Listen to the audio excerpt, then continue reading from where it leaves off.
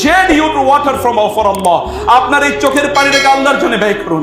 আল্লাহর জন্য ব্যয় করলে বিশ্বাস করুন এই চোখের পানি জাহান্নামের আগুনকে নিভিয়ে দেবে।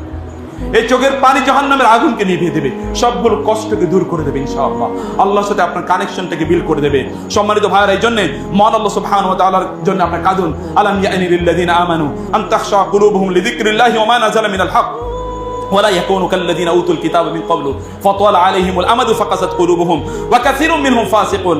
Allah subhanahu wa ta'ala again the perspective of the Jewish community, again এখানে ইহুদিদের কথা বলেছেন। কিন্তু আমি জানি ইহুদিদের সাথে এই আমাদের যারা মুসলিম বলে আমরা গোটা পৃথিবীতে দাবি করি নিজেদেরকে, এদের সাথে এত মিল আছে।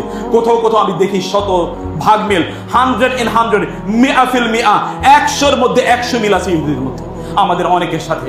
আল্লাহ সুবহানাহু ওয়া তাআলা ইহুদিদের এক্সাম্পল বলে কেবলমাত্র ইহুদিদের নিন্দাবাদ করতে চান তা কিন্তু না, কেবলমাত্র ইহুদিদের জম করতে চান তা কিন্তু না, আমাদের জন্য এক্সাম্পল তুলনা করতে ব্যবস্থা করতে চান, এক্সাম্পল উপস্থাপন করতে চান যে আমরাও কি আসলে ইহুদিদের মতো হয়ে যাচ্ছে কিনা। আলাম ইয়ানি লিল্লাযিনা আমানু আন তাখশা কুলুবুহুম লিযিকরিল্লাহ, এখন কি মুমিনদের সময় হয়নি তাদের অন্তরগুলো আল্লাহ সুবহানাহু ওয়া তাআলার জন্য, তাদের অন্তরগুলো আল্লাহর জন্য কোমল হবে, আল্লাহর কথা শোনার পর তাদের অন্তরে কোমলতা তৈরি হবে?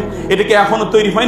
এখনো সময় তৈরি হয়নি? ওয়া মা নাযালা মিনাল হক, এবং কোরআন শোনার পর তাদের অন্তরগুলো বিগলিত হবে, এখনো কি তা তৈরি হয়নি? ওয়ালা ইয়াকুনু কাল্লাযিনা উতুল কিতাব মিন ক্বাবলু, তারা তাদের মতো হয়নি যাদেরকে ইতিপূর্বে কিতাব দেয়া হয়েছিল। ফাতালা আলাইহিমুল আমাদু, দীর্ঘদিন পর্যন্ত তারা এই কিতাবকে ধারণ করেছে। ফাকাসাত কুলুবুহুম, অতঃপর তাদের অন্তরগুলো কঠিন হয়ে গেছে। ওয়া কাসীরুম মিনহুম ফাসিকুন, এদের অধিকাংশ হলো ফাসিক, এদের অধিকাংশ হলো ফাসিক, অধিকাংশ লোকেরাই, প্রিয় ভাইরা সম্মানিত বোনরা, এই সময় যারা বসবাস করে এদের মধ্যে অধিকাংশের মধ্যে ফাসিক, অধিকাংশের মধ্যে ফুসুকি আছে। বিইসাল ইসমুল ফুসুকু বাদাল ঈমান। আপনারা এখানে যারা বসে আছেন, আপনাদের নিজেদের লাইফস্টাইল যদি আপনারা চেক করে দেখেন যে আপনাদের মধ্যেও একজন ফাসিকের মধ্যে যে ক্যারেক্টার আছে, একজন মুনাফিকের মধ্যে যে ক্যারেক্টার আছে, আপনি মিলিয়ে দেখবেন। আপনার নিজকে আয়নার সামনে যদি দাঁড় করান, আপনি দেখবেন একই ক্যারেক্টার আপনার নিজের মধ্যেও আছে। আপনি আয়নার সামনে আপনার নিজকে দাঁড় করান, আপনি দেখবেন একজন কাফের এবং মুশরিকের যে ক্যারেক্টার আছে, এই ক্যারেক্টার আপনার মধ্যেও আছে। আমার মনে হয় আবু লাহাব, আবু জাহেল, উতবা, সাইবাদের মধ্যে যে ক্যারেক্টার ছিল, আমাদের এখানে মসজিদেও যারা থাকে এদের মধ্যে ওরকমের অনেকের মধ্যে এই ক্যারেক্টার আছে। সম্মানিত ভাইরা, তাহলে আপনি তাদের সাথে আপনার মধ্যে পার্থক্যটা কতটুকু, কি করবেন? কেবলমাত্র তার রাসূলের যুগে তারা এসেছিল দেখে তাদের নাম কোরআন এবং সুন্নাহ আছে। যদি আমরা আসতাম তাহলে মনে হয় আমাদের কারণ আমরা এখানে চলে আসতাম। আমাদের অবস্থা সেই রকম, আমরাও এইরকম একটি অবস্থায় আমাদের নিজেদেরকে আমরা রেখে দিই। সম্মানিত ভাইরা, কোরআন বহুদিন আগে, 1500 বছর আগে কোরআন নাজিল হয়েছে। এই জন্য কোরআনের আবেদন আপনার মাঝে নাই।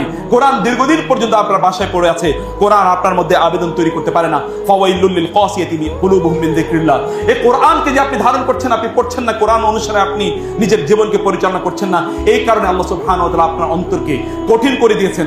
আপনার অন্তর তো কোরআন, আপনার অন্তর তো কোরআন এসছে আপনার অন্তরটাকে নরম করার জন্য, কোরআন এসছে আপনার অন্তরটাকে আল্লাহমুখী করার জন্য, আল্লাহওয়ালা করার জন্য, আল্লাহর কথা স্মরণ করিয়ে দেওয়ার জন্য। আল্লাহ সুবহানাহু ওয়া তাআলা আপনার মৃত অন্তরকে জীবিত করার জন্য কোরআন পাঠিয়েছেন, কিন্তু আপনার সেই অন্তর এখনো জীবিত হয়নি, তার মানে এখনো কোরআনের সাথে আপনার সম্পর্ক তৈরি হয়নি। Come to the Quran, it has come in order to enliven your heart, it has come in order to rejuvenate you. Allah সুবহানাহু কোরআন পাঠিয়েছেন আপনার অন্তরকে to give life back to your heart, আপনার অন্তরে আবার যেন জীবনকে আল্লাহ সুবহানাহু ওয়া তাআলা পুনর্জীবিত করতে পারে, সেজন্য আল্লাহ সুবহানাহু কোরআন পাঠিয়েছেন। সেজন্য আপনি কোরআন পড়ুন। আল্লাহ সুবহানাহু ওয়া তাআলা তিনি বলেছেন ফাওয়াইলুল লিল কাসিয়াতি কুলুবুহুম মিন যিকরিল্লাহ। ইবনে জারীর তাবারী আয়াতের ব্যাখ্যা বলেছেন ইয়াকুল্লাহু আযজা ওয়া জাল্লা ফাওয়াইলুল লিল লাযিনা জাফফাত কুলুবুহুম ওয়া নাআতা আন যিকরিল্লাহি ওয়া আরাদাত, যেই সকল অন্তর আল্লাহ সুবহানাহু ওয়া তাআলা কোরআন থেকে তারা তাদের নিজেকে দূরে সরিয়ে দিয়েছে, ওই সকল অন্তরের জন্য আল্লাহ সুবহানাহু ওয়া তাআলার পক্ষ থেকে ওয়াইল, ধ্বংস এর কথা মহান আল্লাহ সুবহানাহু ওয়া তাআলা জানিয়েছেন। অতএব সম্মানিত ভাইরা, আমরা যদি কোরআনের এই আমাদের অন্তরগুলো কেন কঠিন হয়ে যায় এই কথা যদি আমরা বলি, তাহলে প্রথম যে কথাটি আমরা বলতে পারি তা হলো যে ব্যক্তি আল্লাহ সুবহানাহু ওয়া তাআলার স্মরণ থেকে তার নিজকে দূরে রাখার কারণে, আল্লাহর জিকির থেকে তার নিজকে দূরে রাখার কারণে এই সকল ব্যক্তির অন্তরগুলো কঠিন হয়ে গিয়েছে। আপনারা আল্লাহর জিকির করুন, আল্লাহকে স্মরণ করুন প্রতি মুহূর্তে। লা ইয়াজালু লিসানুকা রাতবাম মিন যিকরিল্লাহ, প্রতি মুহূর্তে তোমার অন্তরকে, তোমার জিহ্বাকে আল্লাহর জিকিরে তুমি সিক্ত করো। যদি আপনার মুখটা খোলেন তাহলে কেবলমাত্র আল্লাহর জন্য খুলুন please, otherwise shut it up, অন্যথায় এটাকে বন্ধ করে রাখুন প্লিজ। আপনার মুখটি আপনার জাহান্নামে যাওয়ার কারণ হতে পারে। রাসূল সাল্লাল্লাহু আলাইহি ওয়াসাল্লাম কি কথা বলেননি যে ব্যক্তি মাইয়াদমানু লি মা বাইনা লিহিয়াতাইহি ওয়া মা বাইনা রিজলাইহি আযমানু লাহুল জান্নাহ, যে ব্যক্তি তার দুই চোয়ালের মধ্যবর্তী জায়গাটি অর্থাৎ তার জিহ্বাটিকে এবং তার দুই পায়ের মধ্যবর্তী জায়গা অর্থাৎ তার লজ্জাস্থানকে হেফাজত করতে পারে, আমি তার জান্নাতের গ্যারান্টি দিয়ে দিলাম।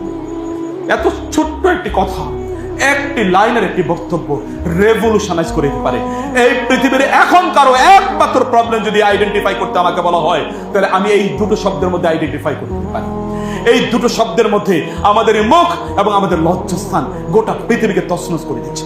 সম্মানিত ভাই, এই দুটোকে আপনি প্লিজ এই দুটোকে আপনি কন্ট্রোল করুন। আপনার জিহ্বাটাকে আপনি কন্ট্রোল করুন, আপনার মুখটাকে আপনি তখনই আপনি কেবলমাত্র খুলুন। রাসূল সাল্লাল্লাহু আলাইহি ওয়াসাল্লাম যে কথা বলেছেন, মান কানা ইউমিনু বিল্লাহি ওয়াল ইয়াউমিল আখির ফালইয়াকুল খায়রান আও লিয়াসমুত। কেউ যদি আল্লাহর প্রতি এবং আখিরাতের প্রতি ঈমান এনে থাকে, তাহলে হয় ভালো কথা বলবে অথবা চুপ থাকবে। চুপ কি থাকতে পারেন না? মান সাকাতা নাজা, যে চুপ থাকে সে নিষ্কৃতি পেয়ে যায়, নিস্তার পায়। কি আপনার রাসূল বলেননি? চুপ থাকুন, মনে মনে মহান আল্লাহ সুবহানাহু ওয়া তাআলাকে স্মরণ করুন।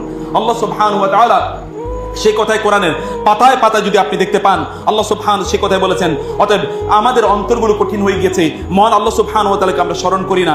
এই জন্য মহান আল্লাহ সুবহানাহু ওয়া তাআলা আমাদের অন্তরগুলো কঠিন করে দিয়েছেন।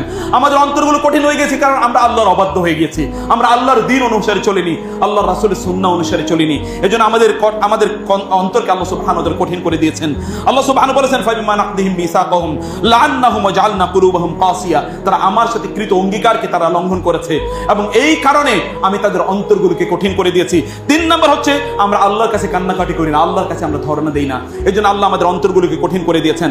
ফালাউলা ইজ জাআহুম বাসুনা তাদাররু ওয়ালাকিন কাসাত কুলুবুহুম, আল্লাহ সুবহানাহু ওয়া তাআলা বললেন, তাদের যখন বিপদ আসে তারা যদি আমার কাছে কান্নাকাটি করত, আমার কাছে প্রার্থনা করত, আমি তাদের অন্তরগুলোকে নরম করে দিতাম। বিপদের অবস্থাতে মানুষের অন্তর নরম থাকে। এই জন্য রাসূলুল্লাহ সাল্লাল্লাহু আলাইহি ওয়াসাল্লাম বলেছেন, তোমরা যখন কোন রোগাক্রান্ত রোগীর কাছে যাবে, রোগাক্রান্ত ব্যক্তির কাছে, কোন রোগীর কাছে যাবে, তাকে বলো তারা যেন তোমার জন্য আল্লাহর কাছে দোয়া করে। আমাদের রোগীরা তো আমাদের কাছে দোয়া চায়, রাসূলুল্লাহ সাল্লাল্লাহু আলাইহি ওয়াসাল্লাম বলেছেন তোমরা রোগীদের কাছে দোয়া চাও, কারণ এই ব্যক্তির রোগাক্রান্ত হওয়ার কারণে এখন তার সাথে আল্লাহর সম্পর্ক বেড়েছে, এখন সে আল্লাহকে বেশি স্মরণ করে। কেউ যদি মুসাফির থাকে, তাহলে সেই ব্যক্তি মহান আল্লাহ সুবহানাহু ওয়া তাআলার আল্লাহ তার প্রার্থনা কবুল করে নেন, কারণ মুসাফিরের অবস্থায় ব্যক্তি কষ্টের মধ্যে থাকে, এই কষ্টের অবস্থায় ও আল্লাহকে বেশি স্মরণ করে। কেউ যদি রোজা থাকে, তাহলে তার দোয়া আল্লাহ কবুল করে নেন, একটাই মাত্র কারণ রোজা অবস্থায় ব্যক্তি কষ্টের মধ্যে থাকে, সে না খেয়ে থাকে, না পান করে থাকে, এই কারণে কষ্টের মধ্যে সে আল্লাহকে বেশি স্মরণ করার কথা। কষ্টের মধ্যে পড়ে তো আপনি আল্লাহকে স্মরণ করার কথা ছিল, আপনি যদি আল্লাহকে স্মরণ না করে থাকেন, বুঝতে হবে যে আপনার অন্তরের মধ্যে কঠিন হয়ে গিয়েছে। আর এই কঠিন অন্তরগুলোর জন্য আল্লাহ সুবহানাহু ওয়া তাআলা জাহান্নাম ব্যবস্থা করে রেখেছেন।